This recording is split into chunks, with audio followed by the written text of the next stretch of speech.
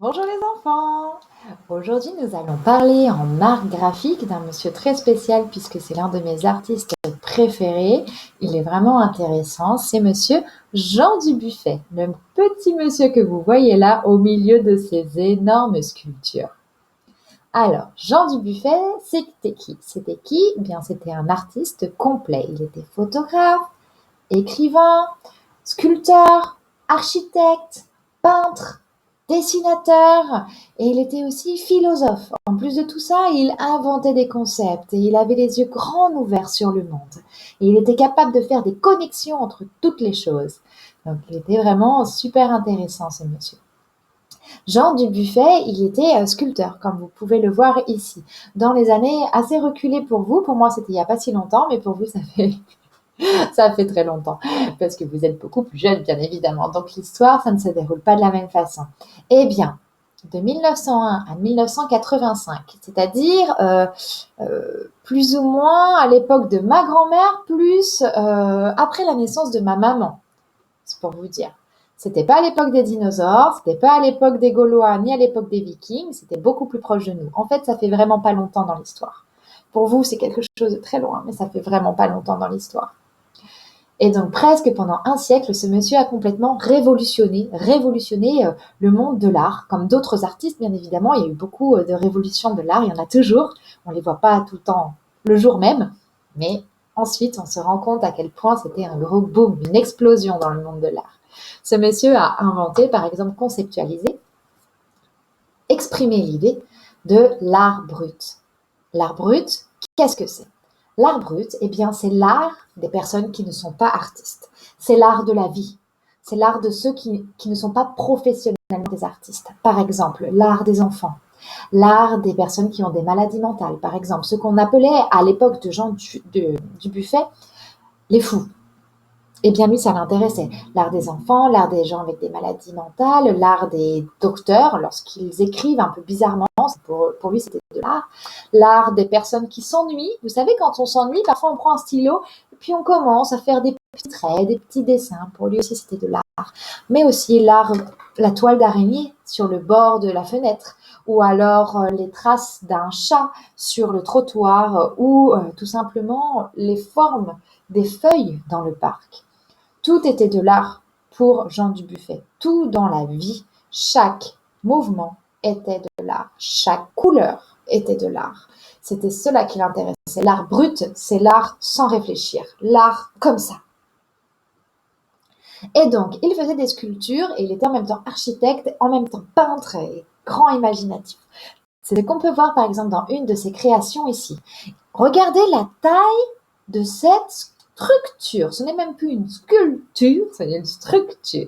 C'est de l'architecture mélangée à de la sculpture, à de la peinture. On a tout fait comme ça. Oui, regardez. La taille des arbres et la taille de ce monument incroyable. Pourquoi je dis architecture? C'est parce qu'on peut aussi entrer dedans. Oui, pour que les humains puissent entrer. Comme on peut entrer dans une maison, dans un musée, on peut entrer dans cette installation. Donc à l'extérieur, on voit l'image, le paysage avec nos yeux, avec des couleurs et des formes différentes, paysage total, naturel. Et quand on rentre dans la structure, on est aveugle. Et pourquoi c'est intéressant? Parce que quand on ne voit rien, comme à l'intérieur ici, eh bien, on doit sentir le monde, imaginer le monde avec notre corps.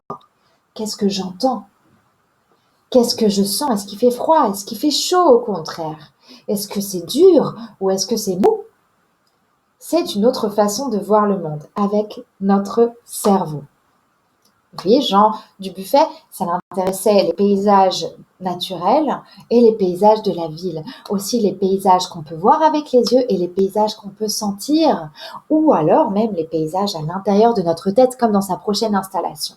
Ici, ce qui l'intéressait, c'était le paysage dans notre tête. Quand on pense à notre canapé, à une pizza, à de l'eau, au ciel, à nos chaussons, tout ça mélangé dans notre tête, ça fait beaucoup de formes et de couleurs différentes, non? Eh bien, c'est ça. Jean Dubuffet, il a essayé de nous faire une structure, un espèce de grand labyrinthe où on peut se promener, on marche, dans sa tête, dans son cerveau. À quoi ça ressemble quand il met sur du papier comme ça les couleurs et les formes qu'il a dans la tête. Il nous permet de nous promener dans sa tête. Donc, il a fait beaucoup d'œuvres. Les plus grandes œuvres, c'est toute une partie qui s'appelle Ourloupe. Ourloupe, c'est ça. Ourloupe, c'est des traits noirs automatiques, c'est-à-dire qu'on ne réfléchit pas, des traits noirs automatiques, on pourrait presque fermer les yeux quand on les fait, avec juste des couleurs primaires, des couleurs qui ne sont pas mélangées. Le bleu, le noir, le blanc, le rouge, des couleurs qui ne sont pas mélangées. Parfois, on a aussi du jaune. Et donc, il colorie ces formes ou alors il fait des traits comme ça, hein, gros ou petits, épais ou fins, comme ça, comme ça, comme ça, comme ça, dans tous les sens. Il y en a partout. Et ces figures, ces petits mouvements, si vous regardez un peu plus près, regardez, ici, cette forme, elle est dans cette forme. Et cette forme est en même temps dans cette forme. Ce n'est pas des choses collées les unes aux autres. Ce sont des choses complètement entremêlées. Comme dans nos têtes. Dans nos têtes, ce ne sont pas des choses bien rangées. Ce sont des choses toutes les unes avec les autres comme ça. C'est l'idée de Ourloupe. En utilisant des couleurs comme ça, pas travaillées. Hop, je prends mon bleu, je prends mon rouge. En faisant des formes différentes, coloriant différemment et en gardant des parties blanches, c'était sa façon à lui de nous montrer son imaginaire, son monde dans sa tête et comment il voit le monde aussi de l'extérieur. Vous voyez, comme je vous l'avais dit, on peut parfois voir uniquement du rouge, du bleu, des petits traits fins, et puis au contraire, on va mettre un petit peu plus de noir ou une ou deux petites touches de jaune. Il utilisait des feutres et des stylos, parfois un petit peu de peinture, mais des feutres et des stylos pour l'Ourloupe, et c'était suffisant pour lui. Quelque chose de très primaire, quelque chose direct. Je ne réfléchis pas. Donc il en faisait des plus petits, mais il faisait aussi des plus grandes créations. Regardez celle-ci comme elle est énorme, je l'aime beaucoup. On ne sait pas où regarder.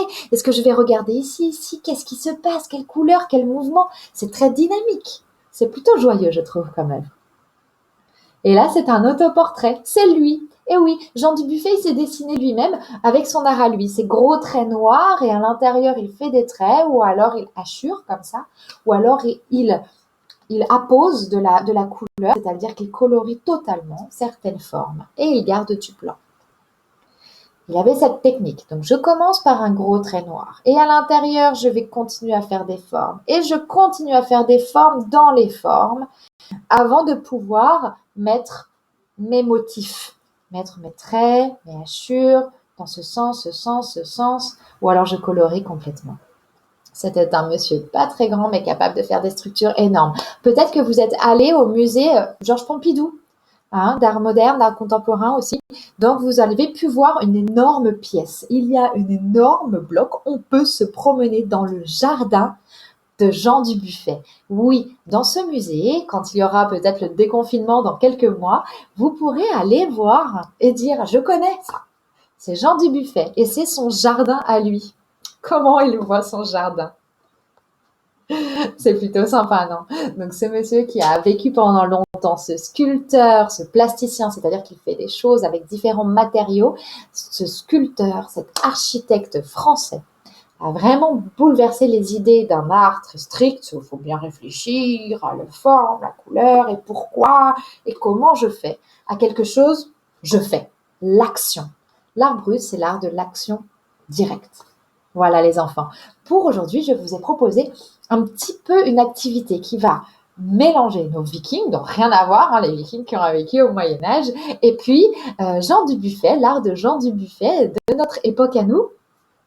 Hop, et on va les combiner. Comme vous aviez fait avec les dolmens et Paul Klee, c'était merveilleux. Et bien maintenant, on va le faire avec Jean Dubuffet et les Vikings. Pour cela, j'ai choisi un objet que les Vikings utilisaient beaucoup avec leur landscape, on les a déjà vus, les boucliers. Les boucliers qui les protégeaient, qui étaient faits de formes, de motifs et de couleurs différentes. Et bien moi, j'ai décidé de faire un bouclier à la Jean Dubuffet.